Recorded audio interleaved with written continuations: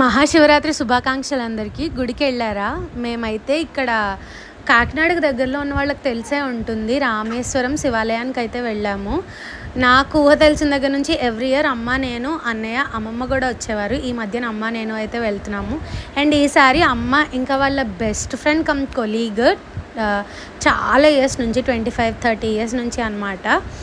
ఆవిడ అమ్మ వెళ్దామని ప్లాన్ చేసుకున్నారు. నా ప్లాన్ అయితే ఇనీషియల్గా లేదు, కానీ ఇంకా అగస్త్యకు కూడా ఒకసారి చూపిద్దామని చెప్పి వాడిని కూడా తీసుకుని మేమైతే వచ్చాం నలుగురు.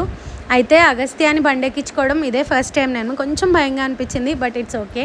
వెనకాల ఆంటీ పట్టుకుని కూర్చున్నారు, ఇంకా జాగ్రత్తగా వెళ్ళొచ్చేసాము. అండ్ ఇక్కడైతే లక్కీగా సహస్రదీపాలంకరణ సేవ జరుగుతోంది.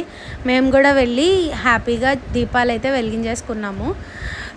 ఆ తర్వాత నేను అక్కడ పాట పాడాను. చాలా రోజుల తర్వాత గుళ్ళో పాట పాడడం అనమాట. చాలా హ్యాపీగా అనిపించింది. అగస్త్య కూడా బాగా విన్నాడు. నేను ఏం పాట పాడానో కావాలంటే కామెంట్ చేయండి, నేను నెక్స్ట్ వీడియోలో పెడతాను. ఈ వీడియో ఇక్కడికే పెద్దదైపోయింది కదా, అందుకే యాడ్ చేయలేదన్నమాట. సో అదన్నమాట సంగతి. ఇది మా మహాశివరాత్రి విశేషాలు. ఉపవాసం ఉన్నారా? ఇంతకీ ఉంటే ఏం తిన్నారు కామెంట్ చేయండి. అమ్మ వాళ్ళైతే పూరి కూర ఇంకా చిలకడ దుంపలు తిన్నారు. అండ్ ఇదండి సర్వమంగళ సమేత రామలింగేశ్వర స్వామి గుడి. మరి మీకు వీడియో నచ్చితే లైక్, షేర్, కామెంట్, సబ్స్క్రైబ్.